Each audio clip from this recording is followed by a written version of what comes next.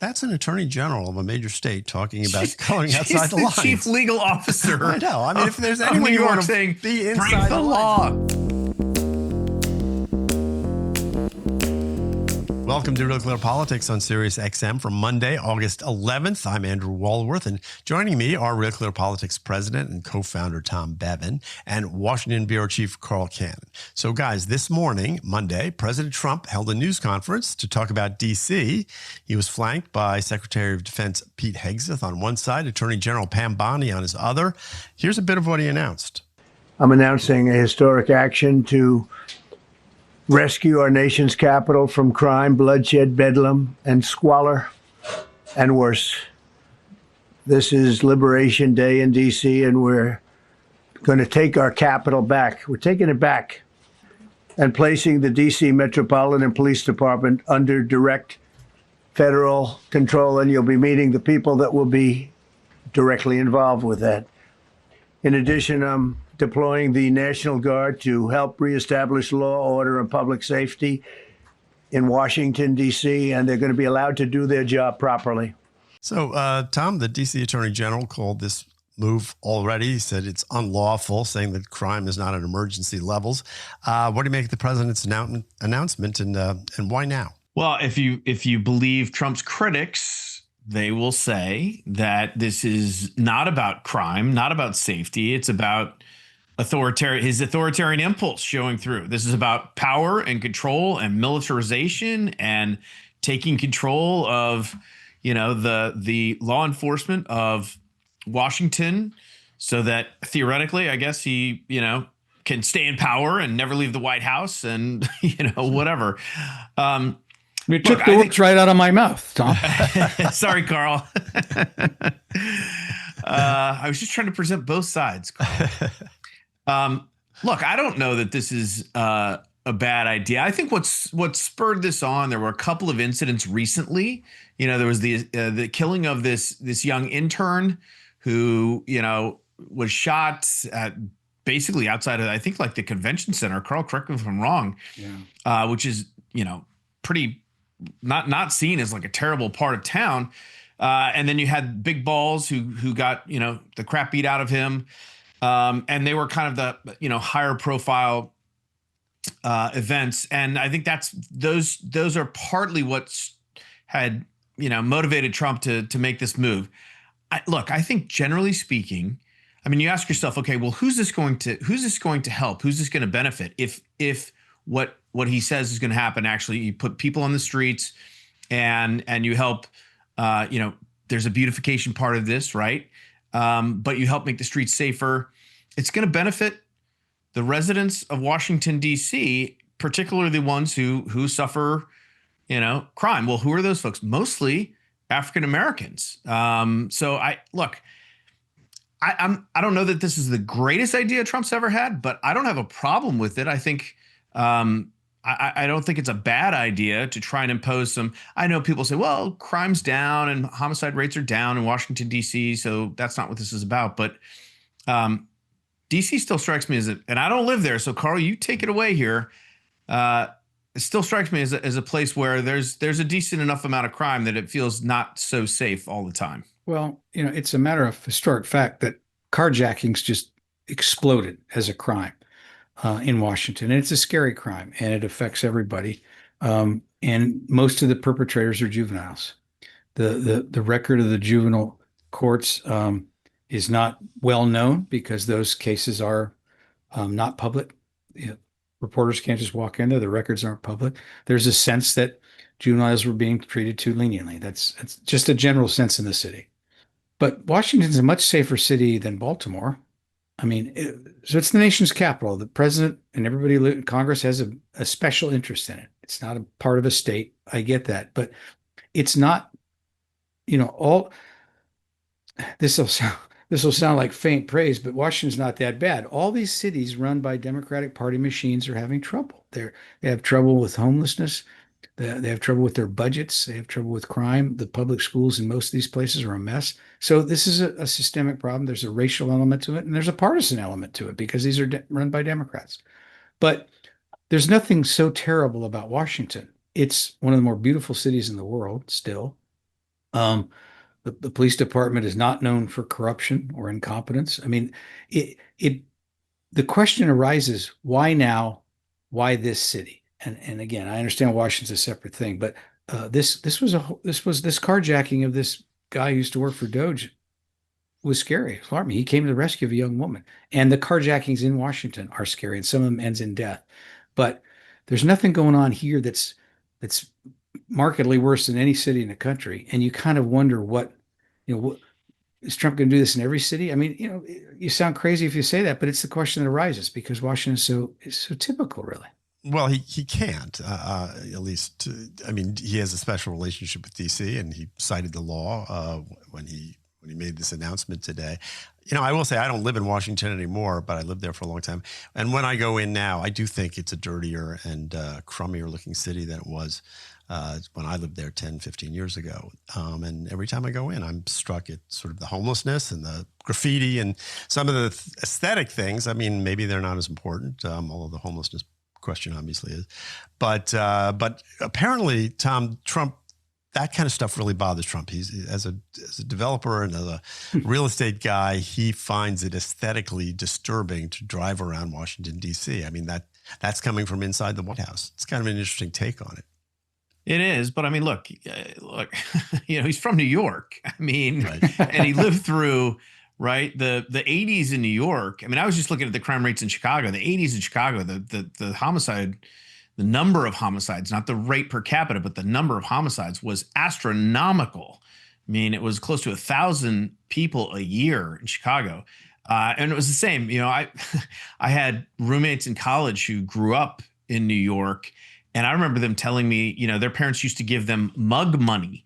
Mm-hmm. So that in case they got mugged on the way to school in Manhattan, they would have something to give the people. And that's what, living in New York in the 80s was like. And so, this shouldn't be a shock to Trump. But I agree with Carl. I mean, I don't know that Washington, D.C. is any worse than, it's probably not worse than Chicago. It's probably not worse than Baltimore. But Trump doesn't have the ability, number one, to take control of those cities. And number two, I do think that our nation's capital is, it should be a place where, we have foreign heads of state come for visits, and it should be, I mean, look at what they're going to do to LA, right? To put on the Olympics. They're going to go through and they're going to beautify that entire city. They're going to spend, millions and millions and millions of dollars. And guess what they're going to do? They're going to move the homeless out. So when people come to town, they don't see the homeless around. So what's the difference between that and what Trump wants to do for Washington, D.C., which Tom, is, if you think they can clear out Skid Row in Los Angeles for the Olympics, you have more faith in I'm not saying government necessarily than Skid Row, but all the other places that have been affected by homelessness these days, and it goes a lot further than Skid Row, from what I've been told. But I mean, Trump wants to do that for Washington, D.C., and I don't know that that's a bad thing. I think people actually might think that's a good thing. Yeah. And Andy, real quick on this on the issue of crime, it's not a footnote. There was a Washington Post had a story recently about the president of El Salvador, besides, locking up gang members, is trying to make tourism an important industry of that country. And there's a great surf break there. There's several of them. And so it's become a surfing mecca. And the Post writer clearly felt guilty even writing about El Salvador and tourism, and spent most of the article writing about prisons and Trump's immigration policy. But everybody she called said, oh, no, do you get pushback because of the politics? Said, oh no, all the travel agents said, no, the only thing I hear is, oh, it's safer now. People want to go there. And it reminds me, there's a book out, and I wish I could remember the title of it, and we'll talk about, we should have the author on. But he writes that crime isn't an incidental problem in some of these places. And we're talking about third world countries as well as Western countries. It's the problem. It's the quality of life issue. Mm-hmm. And if you thought that you have an inalienable right to walk the streets of America safely, without fear of crime, that would change everything. Right. It'd be a hell of an undertaking. We've always had crime. But when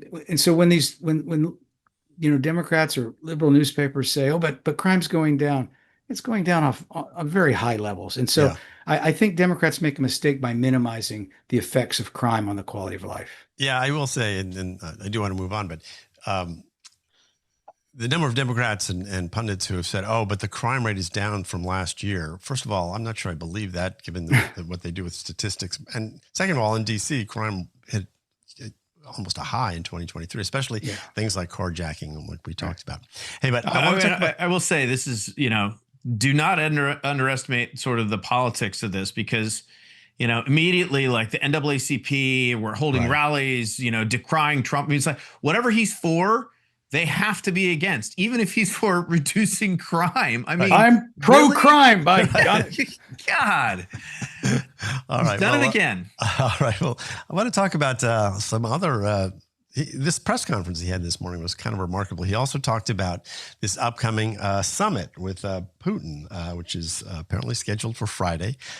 Here's a little bit of what he said about that. There'll be some land swapping going on. I know that through Russia and through conversations with everybody, for the good of Ukraine.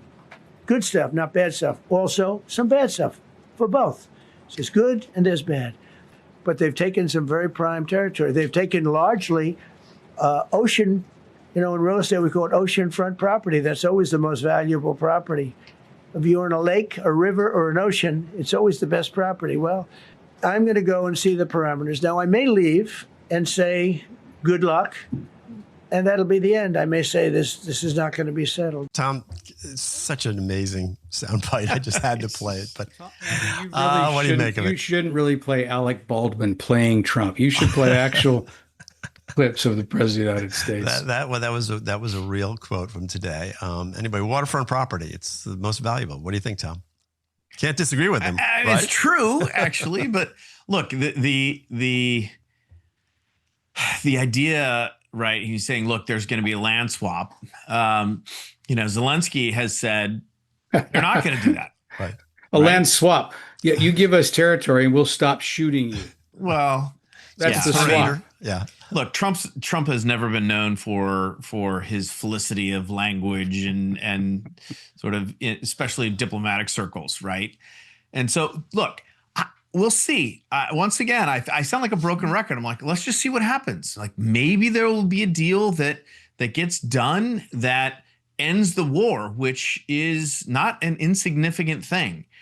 And he hasn't been able to do it yet. He promised to do it on day one. We've gone over and over this. He's been disappointed with Putin, but having a face-to-face meeting is not nothing, and we'll see what comes out of it. And I do think Trump has.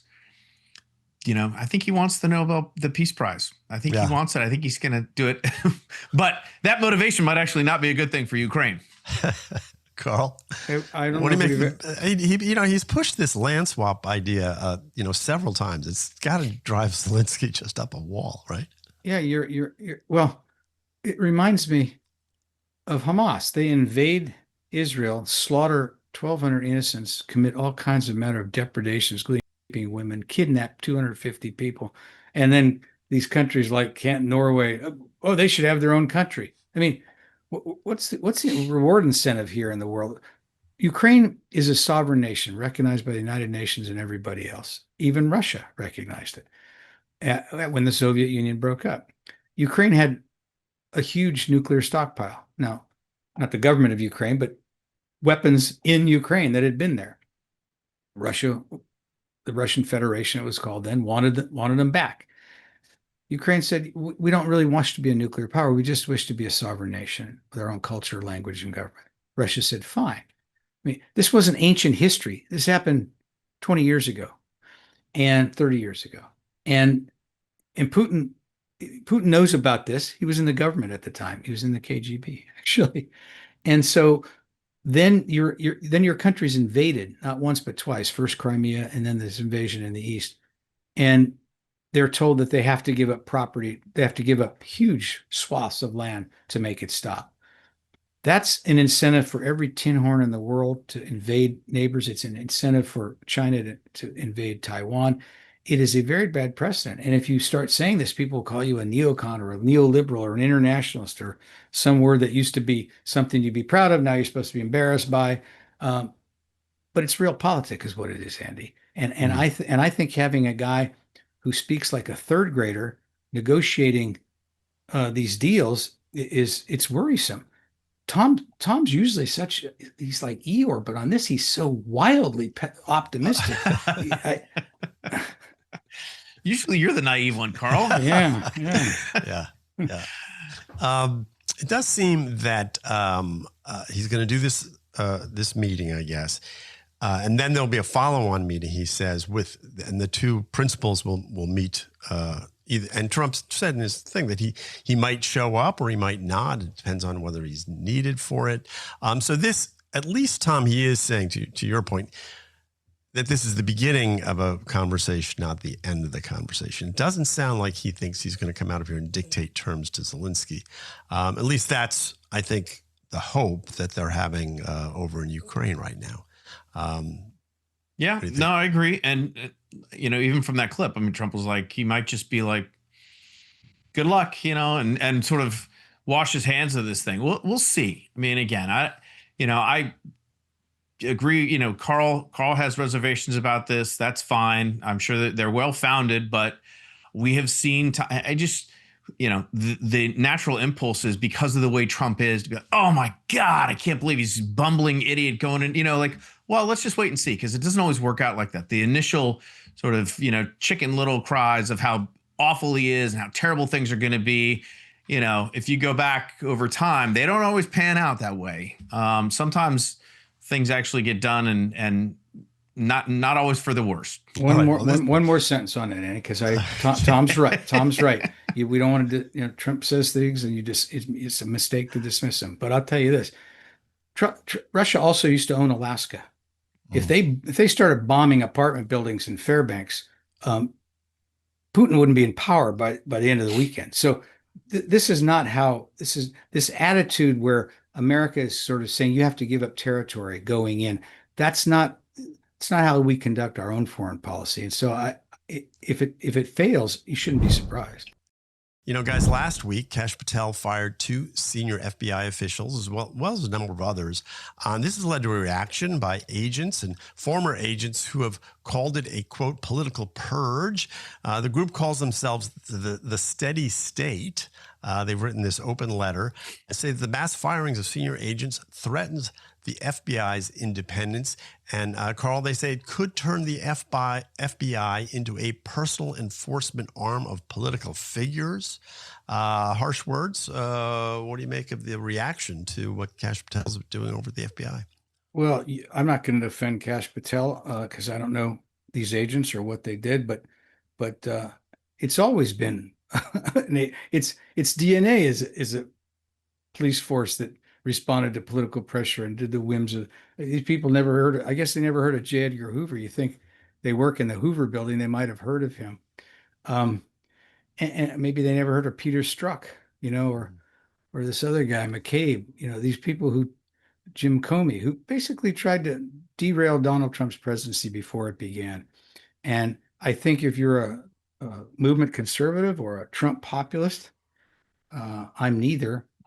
If you're just a discerning, neutral person, you would say that the FBI brought this on itself because it was because of the way it treated Donald Trump. And the idea that they think there should be no repercussions. I would like to have seen this president approach the thing a much different way and point out how corrupted and perverted these agencies had become and how lawfare had seeped into our national security apparatus and our law enforcement apparatus, and really hold the light to them instead of sort of doing what they did.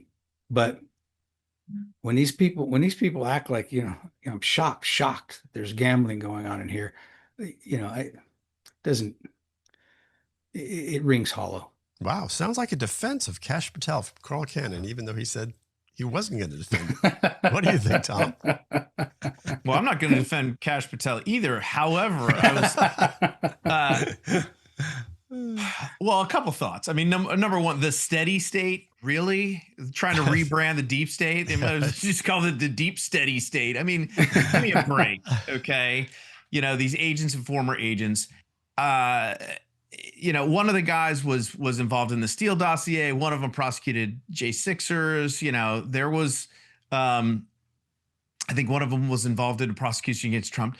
Whatever. The point is, I think that, to Carl's point, the FBI, I mean, this is to me, I'm like, I think we should fire everybody. and just start over, like just clean house. I think the FBI has brought this on themselves. I think the place should be completely turned over and reinvented, and rebuilt from the ground up with people who actually, because I think the current FBI is now has exposed itself for being political and weaponizing, whether it's not everybody, not the rank and file agents, but certainly in the upper echelons of that organization, they have proven themselves to be schemers and partisans and people who are willing to cut corners and bend rules to get outcomes that they wanted leaked to the media, to get narratives and frames. I mean, so off with all their heads is what I would say. Okay, well, when we're talking about lawfare, we should talk about that was metaphorically speaking. I just want to say, yes. I don't want to be. Yeah, please, you want to say I'm going to get a visit from the FBI to my door. I just, sorry. So on the subject of lawfare, though, Attorney General Pambani, she's appointed Ed Martin, this lawyer, special attorney. They are going to lead. He's going to lead these investigations of the New York Attorney General Letitia James and California Senator Adam Schiff. These are for potential charges, Tom, that include mortgage fraud, bank fraud, wire fraud, carry jail terms of up to 30 years. Sounds like both cases mostly have to do with forms you put down where your principal residence is when you apply for a mortgage. So I don't know if people have applied for a mortgage, how many papers you have to sign. But Tom, what do you make of this? And is this sort of turn about as fair play? Both of these people have said no one's above the law, and it looks like maybe they've filled out a form incorrectly, which is sort of what Letitia James accused Trump of, right? Right. And charged him for every single time that he, did that 34 times or whatever for a ledger entry. No, that was Alvin Bragg. Oh, I'm sorry. What she did was claim that because he'd inflated his property, that's Mar-a-Lago or Trump, various properties he owned, that he committed some fraud against banks. It was equally stupid, Tom, but I just wanted to remind you. No, you're right, Carl. Thank you for correcting me. Yeah. But look, and Andy, you made it sound like, oh, there's a lot of forms to fill out when you get a mortgage. I mean, it doesn't sound like, I don't know. That seems a little bit dismissive. And they have said, look, nobody's above the law. And so if they have done something wrong, then like any other citizen, like any one of the three of us, we would be held accountable for that. Mm-hmm. Particularly if we tried to do something, to get ourselves illegal to get ourselves a better mortgage rate, or something of that nature, or tried to claim, residency in a different state so we could get a break or whatever. So I don't know that these things should be just dismissed and not looked into because they would be seen as partisan. Particularly, do I like the weaponization? Like, should they go to jail for 30 years potentially? I mean, no, but I mean, if that's what the law is, and if that's what would happen to any one of us, then I guess, those are the rules. We got to play by the rules. It's like I was saying, like the FBI agents, they should worry about keeping their own noses clean. I don't know that Adam Schiff did anything like we're talking about now. There was a story that Letitia James had done what you're talking about with the mortgage, the same as Marilyn Mosby in Maryland, who was convicted and disbarred and booted out of office. If Letitia James did exactly the kind of minor technical financial chicanery that she wants to take $400 million from Donald Trump and bar him from ever doing business in New York, certainly seems irresistible to go after her if she did something similar. The Schiff things, though, just seems like it just seems like payback. He hates Schiff, and Schiff hates him. And even if you find Adam Schiff, shifty Schiff, Trump calls him, if you find him shifty or unctuous or just unattractive, you think it's not a great reflection on American politics that Nancy Pelosi puts him on these committees, and he just for 3 years goes after Trump and leads the impeachment and lies about it. Those aren't felonies. It's underhanded politics. It's not the way it should be played. again, he got a promotion out of it too. He got to the Senate because of it. He Right. was not. Yeah. He was not well known in California, Just I can understand why it would upset Trump, but Okay. but this weaponization, this criminalization of policy differences to me is a dangerous thing, because I keep saying this over and over again. Where does it end? Yeah. Well, just for the record, for Schiff, the accusation is, I think, the exact same thing. It's basically that he claimed primary residence in Maryland. Maryland. Yeah. And Right. while he's living in California. So it is sort of the exact same thing. And we'll see what happens. But Tom, I did want to draw your attention to this Joan Walsh article in The Nation, where she calls she calls Letitia James New York's badass AG. And this is a quote from Letitia James. She says, "Republicans are just outperforming us each and every time. We have to stop believing or following the rules. Break the rules. Stop coloring inside the lines."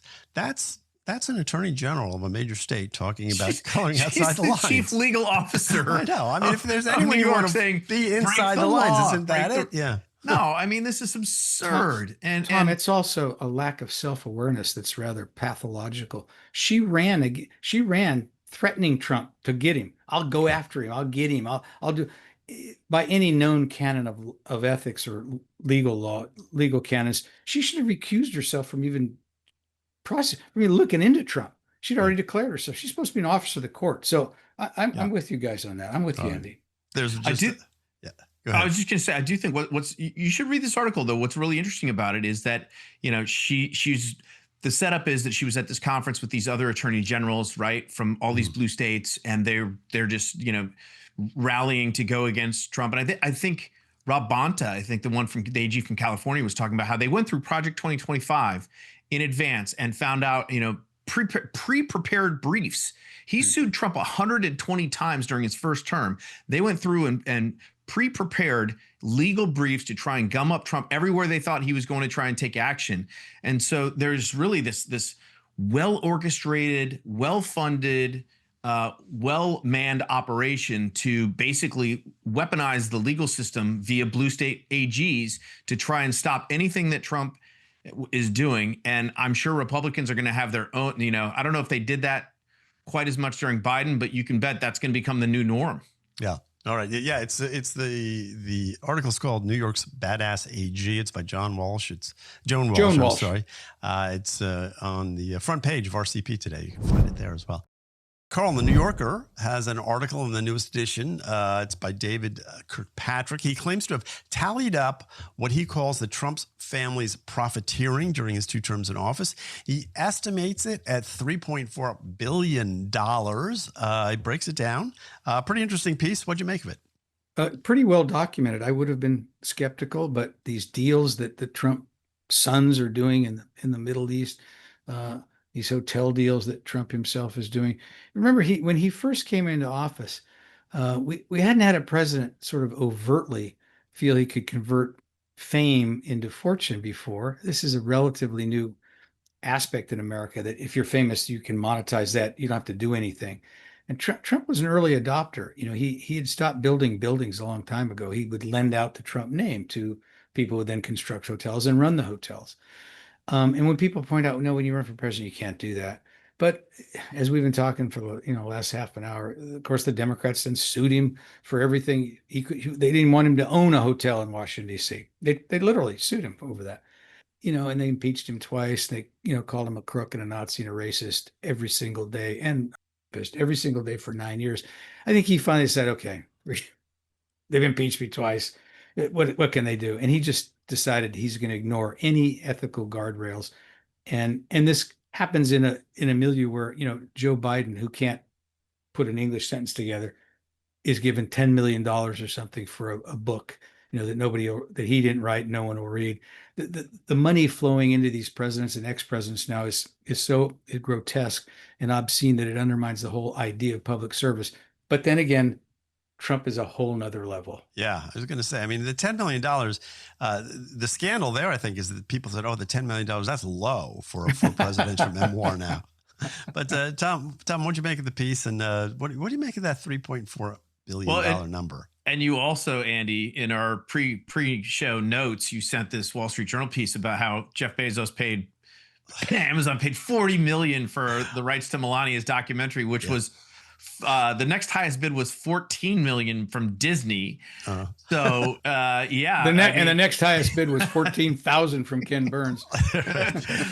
So yeah, look, I read through the New Yorker piece, and it was well written, well documented. Trying to make guesstimates of how Trump has enriched himself, but you do, at least I did, walk away with the same one of the impressions that Carl just verbalized, which was, Trump came into office, and when he first came into office, and lost money.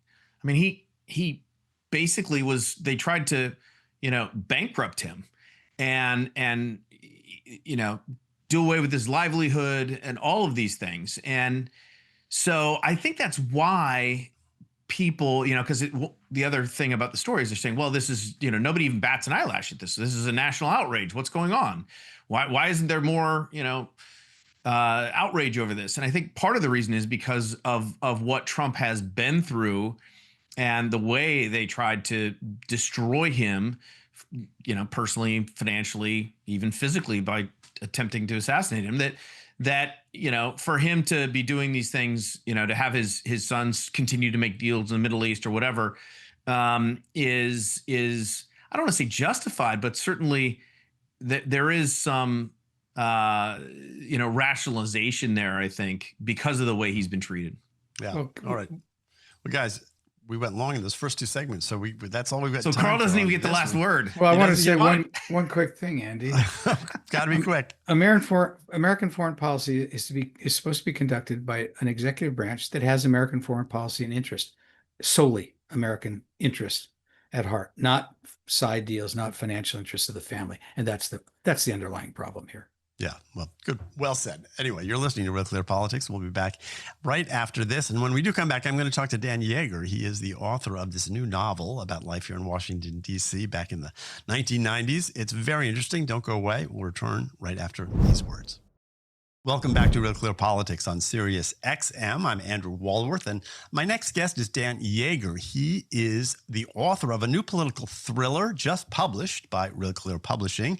And the book is called The Saundra Gray Affair. It deals with politics, Washington, the media, all things that fascinate us here at RCP. So, Dan, welcome to the program, and congratulations on the book. Thank you, Andy. Very happy. I just got it released this week, so... So the first question for all authors is, of course, why did you decide to write a novel, and why this one? Well, that's two questions. The first one, this may be a familiar story to some people. When I was in college many, many years ago, I took a creative writing course and I got an A in it. I thought, that's going to be my career. I'm going to be an author. My parents took me out to dinner and they said, well, Dan, that sounds great, but we know you're probably going to get married and have a family. How are you going to put food on the table? Right. I never really looked at how much authors really make, and even very successful authors don't make a lot of money. So they said, why don't you go to law school, and then maybe in your spare time while practicing law, you can write a book. So that was on my agenda for my 50-year career. And of course, you never have time. At the end of the day, you're brain dead. And so finally, when I sort of stepped back and semi-retired, I finally had time to actually do it. Why that subject? One of the things that always bothered me, because my whole career was doing public policy in Washington, in a variety of settings. And it always bothered me how policy and people's reputations, particularly, can be impacted positively or negatively by a little bit of truth. And so one of the things that grabbed me was the whole Gary Condit affair. So the book is not historical fiction about that affair, but it takes the basic facts: missing intern, attractive young lady missing intern, reputable congressman, in this case a moderate Democrat, and then just a media and then the rumors that congressman was having an affair. And then just an explosion in the media, which anybody that was around in 2000 would remember that. And to me, that just sort of highlighted my whole, what had really bothered me, because, he would come out his doorstep and there would be like 200 photographers, newsmen. So I really kind of used that as a premise to kind of make that point. And it's funny, you mentioned it as a thriller. I kind of, if you look at the cover of the book, it's called A Novel of Politics. Mm-hmm. So to me, it's not a typical political thriller, most of which deal in, fantastic conspiracies, worldwide conspiracies. I really wanted to write something that was a little closer to the truth of the real lives that politicians live and the people that work for them, which was one of the things I did, and try to explore it from that angle. So to me, it's kind of a combination of a political saga, I think, because it covers the guy's whole life, and it's a fictional congressman, obviously, and then a whodunit that ultimately becomes a whydunit. Yeah. And so that was what it was, and I think people that have read it seem to like it. They say it's a good read. Hard to put. So you mentioned Congressman Condit, and of course the intern was Saundra Levy, and that's how a lot of people will remember that she was an intern. She disappeared in 2001. She actually was not an intern for a congressman, as I recall. She was some Bureau of Prisons. Yeah, Bureau of Prisons. But his best friend worked for Condit. Right, and the accusation or the allegation was that she was having this affair, and then her remains were found. The case has never been solved, but her remains were found in Rock Creek Park, which figures sort of highly in your novel as a sort of the sense of locale. People is great. I mean, if you live in Washington, one of the things that drives you crazy is when you're seeing something and people get from like Capitol Hill to Georgetown in 2 minutes, this kind of thing. It always happens in television, but in Dan's book, you understand that he knows the city and is writing from experience. But and I lived right off Rock Creek Park at that time, so I remember it quite well. Your description of sort of what happens in Washington is also sort of highly accurate. That's all based on your experience, right? I mean, you've been in D.C. doing this kind of stuff and sort of lived the life you're writing about. Yeah, and I really, in that respect, it was a little bit semi-autobiographical. Yeah, I came to Washington in '75 right after Watergate. I was just out of law school, didn't want to practice law, seemed like an exciting place. And so I worked on Capitol Hill from 1980 to 1988. And then I went down in town and worked for a trade association. But actually, most of the book is based really more on my work in a congressional office. I started in a member's office, moderate, in this case, Republican, except the main character in my book is a moderate Democrat like Condit. And then I moved over to her committee staff and worked on the House Education and Labor Committee. So yeah, I mean, and obviously, after 50 years of doing that, a lot of policy making has obviously changed, not necessarily for the better, but I'm kind of old school. But to some extent, it's also hasn't changed that much. And the interplay between politics and policy is one of the things I wanted to get into in the book. Not necessarily part of the whodunit, but in terms of some of the storyline that talks about the congressional office and some of the pressures and things they have to do. Yeah, I think it's for readers, it's sort of an interesting way to learn about what actually happens in a congressional office, because if you're in DC, that's kind of a black box to people. I think what different staff people do and that sort of thing. I was struck too by how much music there is in the book, and again, it gives you a sense of the period. I think the congressman has written a one-hit wonder, and the chief of staff was a singer in college. And there's even a point where you talk about the playlist that the intern has on her iPhone, or not iPhone. What do you call it? Yeah, it was the. I was on her at that point, I guess, or iPod or whatever. iPods, or whatever. Another thing which anchors it in the 90s. About what she's listening to when she goes out. It's the Police and something else. Anyway, is music important to you? And why is there so much music in the book? Yeah. I mean, I have three passions, music, history, and films. And I guess the films comes into it a lot as well. But yeah, I was one of those guys when I was in high school, every dime I got, I went down and bought an album. I mean, we're talking the 60s. So, Beatles, Grateful Dead, Rolling Stone. And so I wanted to get a lot, and I actually tried to throw in there some of the people from that era that were not quite as popular. I thought maybe if I put in Randy Newman's name or Little Feat, people might actually listen to it. I also had a little bit of an ulterior motive. I guess every novelist likes to imagine someday they'll make a movie out of their book, which is a real long shot, and I get that. But it was also kind of, well, if you're going to make a movie out of this, why don't you throw in some of this? And maybe it'll get a little more exposure to people. But yeah, so that was kind of one of the fun parts of the book for me. Yeah, it would be. And also, yes, you're right. The Congressman was actually a one-hit wonder. Right. And there's a chapter in there when he's in his fraternity, his college days, where he does a open mic thing and just absolutely blows the place away. Right. So I did sing in a garage band for a number of years, actually late in life. I just stopped, just sort of broke up about 10 years ago. So a little of that's in there too. I don't know. It's a great read.